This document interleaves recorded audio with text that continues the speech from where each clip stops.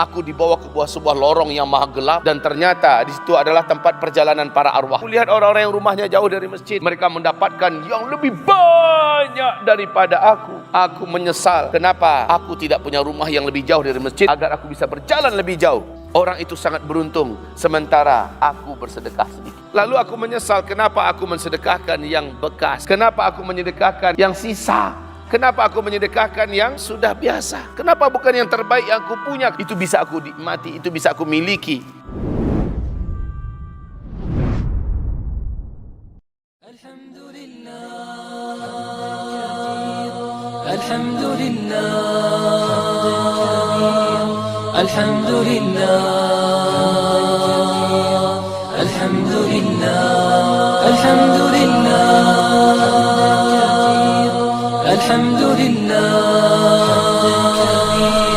Alhamdulillah.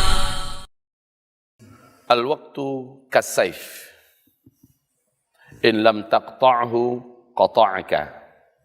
Waktu adalah ibarat pedang. Kalau engkau tidak pandai menggunakannya, maka dia akan melibasmu. Pedang akan menebasmu. Pedang akan mengakhirimu. Waktu itu ibarat pedang, tajam muka belakang. Wal tanzur nafsun ma qaddamat lighad. Ini juga berkaitan dengan waktu.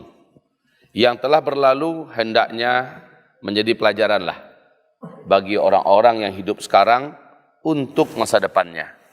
Coba kalian lihat, berapa banyak orang-orang yang telah menjadi tua mati. Betapa banyak orang-orang yang hidup mati. Betapa banyak orang-orang yang punya kesempatan, lalu berlalu kesempatan itu dan dia mati.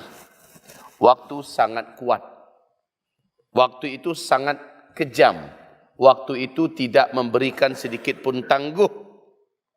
Tidak akan memberikan tangguh. Apa tangguh?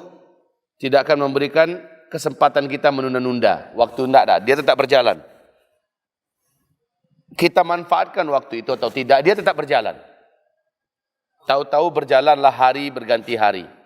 Minggu bertukar minggu, bulan pun berganti bulan. Tahun pun beredar.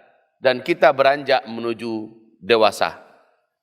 Orang-orang dewasa bergerak secara pasti tanpa bisa di-stop menuju kepada tua, dan semua yang tua berakhir mati. Al-waqtu kas-saif, in lam taqta'hu qata'aka. Ulangi bersama-sama. Al-waqtu kas-saif, in lam taqta'hu qata'aka. Ulangi sekali lagi. Al-waqtu kas-saif, in lam taqta'hu qata'aka. Waktu itu seperti pedang. Jika engkau tidak bisa memanfaatkannya, dia akan melibasmu. Dia akan menghabisimu. Betapa banyak orang-orang yang berangkat pergi belajar. Katanya, di mana anakmu sekolah? Di Anu. Di mana putramu belajar? Di Anu. Berlewatlah waktu 4 tahun. Maka anak ini pun mendapatkan gelar S1. Tapi beda itu dengan anak-anak yang waktunya 4 tahun itu dia pakai dengan sebaik-baiknya. Dia pulang secara berdedikasi. Dia pulang memiliki kualitas. Dia pulang memiliki kapasitas. Dia pulang memiliki kemampuan. Dia pulang disambut oleh banyak yang membutuhkan. Sementara di waktu yang sama, banyak juga yang pulang dari 4 tahun tadi itu. Dia pulang hanya bawa gelar. Ketika ditanya tak tahu. Ketika dites tak lulus. Ketika diperlukan tak bisa memberikan bantuan. Orang macam ini akhirnya akan ketahuan oleh publik. Dia bukan apa-apa. Ya, dia hanyalah seseorang yang telah dapatkan gelar sementara tidak ada kualitasnya. Orang seperti ini tidak akan diperlukan, tidak akan dipakai, dan dia akan malu. Orang tuanya akan merugi, malu karena punya anak yang tidak pandai memanfaatkan waktu. Di sini kita juga demikian. Kita sedang berpacu dengan waktu. Pertanyaan Abah, siapa yang menang? Waktu atau kalian? Siapa yang menang? Waktu atau kalian? Waktu tidak akan pernah berhenti. Macam manapun hebatnya kalian, waktu tidak akan pernah berhenti. Kalian harus tahu nak, al-wajibatu aktsar minal awqat. Kewajiban lebih banyak daripada waktu yang tersedia. Kewajiban lebih banyak dari waktu yang tersedia. Sesuai dengan kerjaan kita masing-masing. Talib, pekerjaannya adalah belajar. Yang mau dipelajari lebih banyak daripada waktu yang tersedia. Guru, guru kesibukannya adalah mengajar dan menambah ilmu, mengajar dan menambah ilmu, mengajar dan menambah ilmu. Sementara yang mau diajarkan sangat banyak, ilmu yang mau ditambah juga sangat banyak. Waktu cuma segitu. Waktu tidak akan pernah bertambah, dan tapi juga tidak akan memberi ampun. Ya, waktu tetap bertambah, tapi juga tidak akan memberi ampun. Dalam artian waktu tidak akan pernah berhenti. Ya, waktu tidak akan pernah berhenti. Engkau tidur, engkau tidak tidur, engkau bangun dan engkau jaga, engkau tahajud atau engkau tidak tahajud, semua waktu berjalan. Tadi waktu semalam ini sampai hari kiamat akan bisa kalian ulangi, walau hanya 1 jam. Dia telah berlalu. Maka beruntunglah orang yang memakainya, maka merugilah orang-orang yang melewatinya. Orang yang memakainya dia akan tahajud, orang yang memakainya dia akan bangun, murajaah, menambah hafalan baru. Tetapi orang-orang yang tidak memakainya dia tetap tidur. Walaupun sudah digoyang oleh kawan-kawannya, walaupun kawan-kawannya sudah bagikan lebah di mana-mana baca Quran, karena tahajud, karena murajaah, karena hafalan baru, tapi dia tetap tidur. Dan waktu ini tidak akan pernah menunggu dia supaya dia bangun baru waktu berjalan lagi. Enggak ada begitu, tetap berjalan. Dia potong semua orang-orang yang tidak menggunakannya. Tahu-tahu orang ini sudah kelas 2. Tahu-tahu orang ini sudah kelas 3. Perasaan baru kemarin masuk. Bagi Abah ya, baru kemarin masuk. Sekarang udah kelas 2 kalian. Tak lama lagi kelas 3. Apalagi di akhir zaman. Waktu itu berjalan seperti angin yang sangat cepat berhembus. Tahu-tahu kita sudah lewat, dah 1 bulan. Perasaan baru kemarin yang Ramadan, kok udah Ramadan lagi? Baru kemarin baru Idul Fitri, kok ada Idul Fitri lagi? Berjalan terus waktu. Apa yang bisa didapatkan dari orang yang memanfaatkan waktunya adalah capaian demi capaian. Itu yang bisa didapatkan. Si fulan sudah dapat sanad si fulan sudah dapat sanad matan ini, si fulan sudah, karena dia menggunakan waktu sangat banyak sanad dikuasainya. Sehingga akhirnya si fulan memiliki bobot harganya sekian. Kenapa? Dia pemilik kualitas. Orang-orang pemilik kualitas adalah orang-orang yang memanfaatkan waktunya sebaik-baiknya. Hadirin, ibadah Allah, ibadah Rahman yang kami cintai, kami muliakan. Waktu terus berjalan, ya, dan semua orang nanti di akhirat meratap pada Allah. Jangankan di akhirat lagi, habis mati aja nanti. Setiap orang minta balik ke dunia 1 jam aja diminta. Qala rabbi rji'uni a'mal salihah. Ya Allah, kembalikan aku. Aku ingin beramal soleh. Ketika ditolak oleh Allah, dia minta 1 jam aja. 1 jam aja. Coba lihat betapa berharganya waktu itu. Seluruh orang mati minta ingin dikembalikan. Pada akhirnya ada yang minta dikembalikan sa'atan minan nahar. 1 jam saja ya Allah. Bukan minta 1 hari dia. Apalagi 1 tahun. 1 jam saja ya Allah. Menandakan betapa berharganya waktu. Dan itu dirasakan oleh semua orang mati. Semua orang mati minta hidup balik. Dikasih oleh Allah tambahan waktu. 1 jam saja. A'mal salihah. Aku akan mengamalkan yang soleh-soleh. Aku akan mengamalkan yang soleh-soleh. Tapi sudah tetap keputusan Allah. Qala huwa. Allah SWT berfirman. Qala khsa'u fiha wa la tukallimun. Diam kalian. Enggak ada lagi cerita. Kami sudah tetapkan. Di dunia sudah berlalu, masuk alam barzakh, kalian tak akan pernah balik. Walau hanya 1 detik, jangankan 1 jam. Walau hanya 1 detik, kalian tak akan bisa kembali. Makanya ada kisah, dan kisah ini adalah kisah yang kuat dan sahih, di mana ada sahabat yang meninggal dunia, dan dalam akhir hayatnya,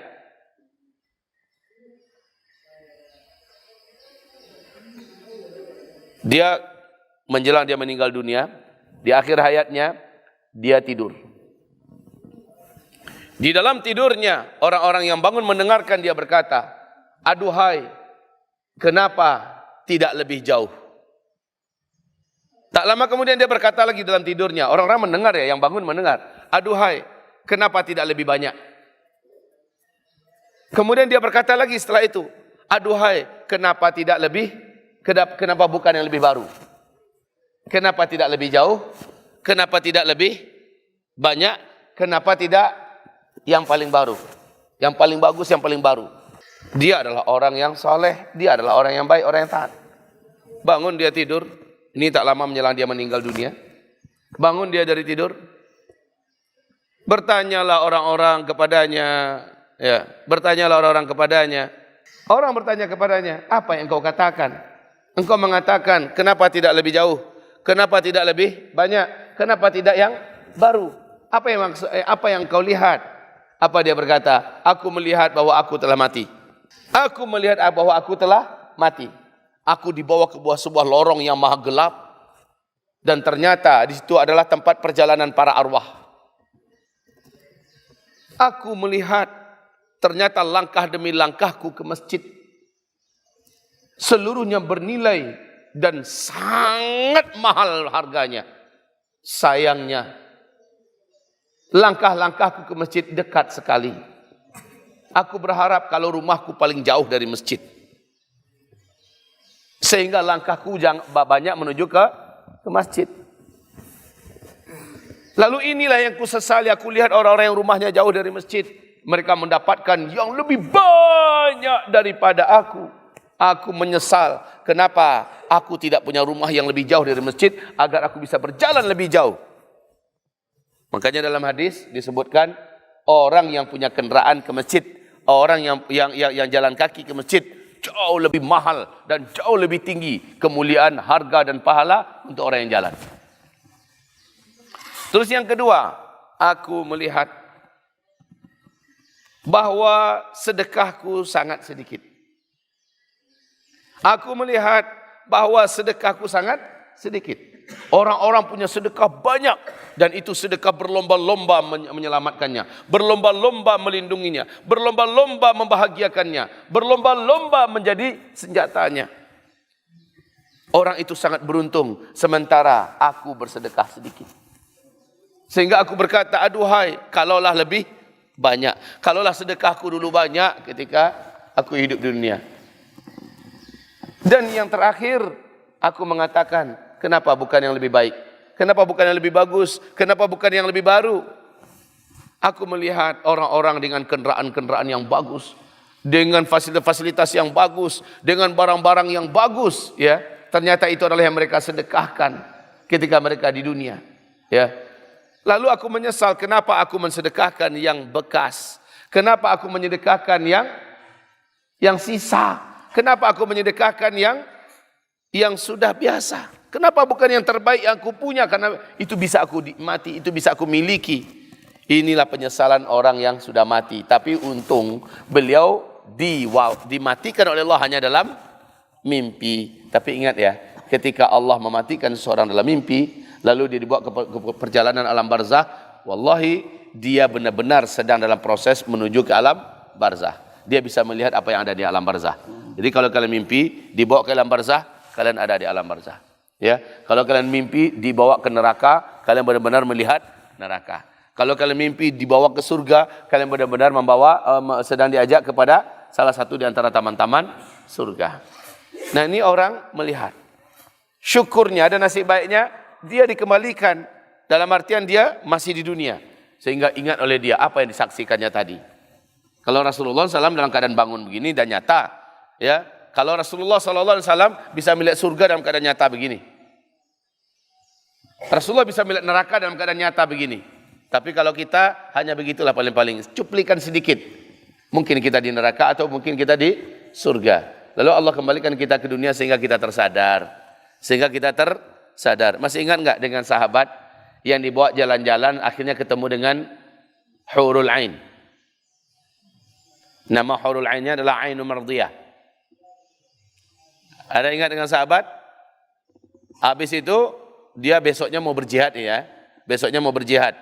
Ini nih sedang berjihad lalu kecapean malam istirahat. Besoknya dia mau berjihad, melanjutkan jihad. Sahabat ini dalam tidurnya dan orang-orang yang di sekitarnya bisa mencium bau badan yang aneh. Baunya tidak pernah ada di bumi. Harum semerbak luar biasa. Harum semerbak mewangi luar biasa. Ini bukti bahwa orang-orang beriman bisa Allah ajak jalan-jalan ke surga dalam keadaan dia masih hidup. tapi dengan cara melalui mimpi. Jadi laki-laki ini melihat seorang wanita yang sangat elok. Belum ada di bumi orang seelok itu. Segala kesempurnaan ada pada wanita itu. Kemudian laki-laki ini mencoba mendekat kepadanya. Ya. Dan si wanita itu lari berkumpul dengan kawan-kawannya yang lain. Apa kata wanita ini? Ternyata kawan-kawannya juga sama eloknya dengan dia. Tak mampu dia sebutkan betapa eloknya orang-orang ini, perempuan ini. Betapa indahnya wanita-wanita ini. Lalu apa kata mereka? Itu adalah suami Ainun Mardiyah. Itu adalah suami Ainun Mardiyah. Laki-laki ini penasaran dan bertanya pada mereka. Nona-nona, numpang tanya. Kalian katakan saya ini suami Ainun Mardiyah. Siapa Ainun Mardiyah? Apakah ada di antara kalian yang Ainun Mardiyah? Apa kata orang sahabat-sahabat itu? Apa kata wanita itu? Kami ini bukan Ainun Mardiyah. Ainun Mardiyah, pergilah ke sana. Ada tempat yang jauh lebih indah di sini, dan di situ ada wanita-wanita. Kau tanyakan wanita-wanita itu di sana. Maka lanjutlah perjalananku ke tempat yang ditunjuk, tempat yang jauh lebih baik dari yang tadi. Aku menemukan ada wanita yang keelokannya, keindahannya jauh mengalahkan yang pertama tadi. Yang tadi aja udah nggak bisa diungkapkan dengan kata-kata. Yang berikut ini lebih baik daripada yang tadi, kelompok yang tadi. Setelah aku datang, langsung wanita itu berkata, suami Ainun Mardiyah, suami Ainun Mardiyah. Aku pun akhirnya bertanya pada mereka, siapa yang kalian maksud dengan suami Ainun Mardiyah? Anda, kata wanita-wanita itu. Maka siapa di antara kalian Ainun Mardiyah? Kami bukan Ainun Mardiyah. Pergilah engkau ke tempat sana. Di situ ada suatu tempat yang tidak ada apa-apanya, tempat yang sedang kau lihat sekarang ini. Dan ada wanita-wanita di sana, tanyakan mereka. Aku berjalan menuju ke tempat yang ditunjuk. Demi Allah tidak pernah aku melihat ada pemandangan yang seindah itu, yang sehebat itu, yang sedahsyat itu, yang semenawan itu. Sampailah aku di sana, aku lihat wanita yang seperti bintang-bintang kejora, indah tiada tara, mengalahkan wanita kelompok kedua tadi. Langsung aku bertanya pada mereka, siapa Ainun Mardiyah di antara kalian? Apa kata mereka? Kami adalah pelayan-pelayannya. Woi, pelayannya sudah macam itu. Kami ini adalah pelayan-pelayannya. Jika engkau ingin bertemu dengan Ainun Mardiyah, dia ada di dalam istana sana. Dia ada di dalam kamar yang tidak pernah disentuh oleh makhluk manapun saja. Dan dia sedang menunggu engkau di sana. Masya Allah. Kemudian datanglah dia menuju ke istana yang ditunjuk. Istana yang maha megah, maha mewah, maha indah, tak bisa diucapkan dengan kata-kata, tak bisa terkhayalkan oleh khayalan. Masuk dia ke dalam istana itu, dan di sana juga ada dayang-dayang berseliweran yang luar biasa indahnya. Ciptaan oleh maha sempurna. Ya. Apakah engkau yang Ainun Mardiyah? Bukan. Kami ini adalah pembantunya. Kami ini adalah pembantunya, dayang-dayangnya. Ainun Mardiyah ada di kamar sana. Maka masuklah dia. Jangan kalian fikirkan kamar-kamar kecil dunia ini. Jangan fikirkan kamar-kamar kecil sempit yang ukurannya 3x3, bahkan ukurannya ada yang 4x4, 4x6. Menurut kita udah besar tuh, 4x4. Wih, besarnya lagi kamarnya 4x6. Jangan kalian fikirkan itu. Kamar ahli surga itu puluhan kali lebih besar daripada lapangan sepak bola. Kamar ahli surga itu baru satu kamar loh ya. Dan situ ada tenda-tenda yang maha indah di dalam kamar itu. Tenda-tenda yang sangat indah. Dan ada induk tenda yang, ya Allah, ya Rabb, indahnya. Ya. Dan di situ ada berseliweran dayang-dayang yang menambah sempurnanya indah kamar itu. Dan akhirnya ditunjukkan Ainun Mardiyah. Ainun Mardiyah sedang menantinya. Ketika dia melihat, demi Allah, dia mengatakan, apakah engkau Ainun Mardiyah? Iya. Engkau istriku? Benar. Aku adalah istrimu. Aku pun ingin menyentuhnya dan dia pun menjauh dan mengatakan, bukan sekarang, besok kita berjumpa. Bukan sekarang, besok kita berjumpa. Masya Allah. Maka kembalilah aku ke dalam kenyataan hidup ini. Nah, maksudnya bangun ya, bangun. Aku masih mencium bau wangi ruangan itu. Aku masih mencium, dan orang-orang yang ada di situ juga bisa mencium bau itu. Masya Allah, tembus alam malakut dan alam surga, dan melalui ke mimpinya bisa kecium anginnya. Padahal sedikit aja kebawa oleh dia dalam alam mimpi, kebawa ke dunia. Dan itu tercium oleh semua orang yang ada, bau yang sangat indah. Ya. Besoknya dia berjihad mati-matian. Tidak pernah takut, tidak pernah gentar, bertempur tanpa pernah berpikir sedikit pun untuk dia akan mati atau luka, dia enggak peduli. Ya, banyak bertumbangan musuh-musuh di tangannya. Dan pada akhirnya dia syahid. Maka apa yang dilihatnya dalam mimpi yang dia ceritakan kepada orang-orang yang sekitarnya, dia mendapatkan. Maka dia jadi pengantin pada hari itu. Allahu Akbar. Oke. Nah ini orang-orang yang kita sebut, kita kembali pada waktu tadi, orang yang dipersembahkan oleh Allah menjadi orang-orang istimewa itu adalah orang-orang yang mampu mengalahkan waktunya. Dia kalahkan waktunya. Penat-penat dia sekarang. Capek-capek dia sekarang. Begadang-begadang dia sekarang. Ya, tunggang langgang tuh pontang panting dia sekarang. Tapi dia akan menuai dan memanen hasilnya. Dia akan mendapatkan. Dia akan memenangkannya. Coba lihat, qad aflahal mu'minun. Lanjutan ayatnya apa? Alladzina hum fi shalatihim khashi'un. Lanjutnya, begitulah seterusnya sampai ulaika humul warithun. Pasti beruntunglah orang-orang yang beriman. Kenapa? Mereka akan mewarisi surga Firdaus. Mereka kekal di dalamnya selama-lamanya. Untuk menuju menjadi pewaris ini, ternyata ada amalan-amalan yang disebut oleh Allah. Amalan itu adalah di dalam lipatan gulungan waktu. Kalau kalian tidak amalkan itu, waktu tetap berjalan. Dan Allah hanya memberikan kepada orang yang memanfaatkan waktu yang di dalamnya ada amalan-amalan itu. Maka manfaatkanlah waktu untuk bisa mengamalkan amalan-amalan itu. Ya, al-waktu kasayf in lam taqta'hu qata'aka. Terakhir. Ini adalah poin yang khusus tentang tausiah, ya, agar tidak ada yang menyia-nyiakan waktu lah. Jangan ada yang menyia-nyiakan waktu. Kalian dikasih sedikit percikan surga ketika kalian berhasil. Kalian menjadi hafiz, mutqin, bersanad, dan kalian disambut oleh seluruh pintu di dunia. Kalian disambut oleh berbagai perguruan tinggi. Bahkan kalian disambut oleh para ahli ilmu, oleh orang-orang yang sukses dan berhasil dengan penuh penghormatan, pemuliaan. Terasa oleh kalian betapa berartinya mujahadah kalian dulu. Betapa berharganya capek-capek kalian dulu yang membuat kalian mau menangis, yang membuat kalian mau mundur, yang membuat kalian tidak mau menyerah dan sebagainya. Untung kalian enggak jadi menyerah. Untung kalian enggak jadi mundur. Sekarang kalian merasakan inilah barokahnya. Inilah dia kebahagiaan yang dikedepankan oleh Allah sedikit sebelum kebahagiaan besar di akhirat.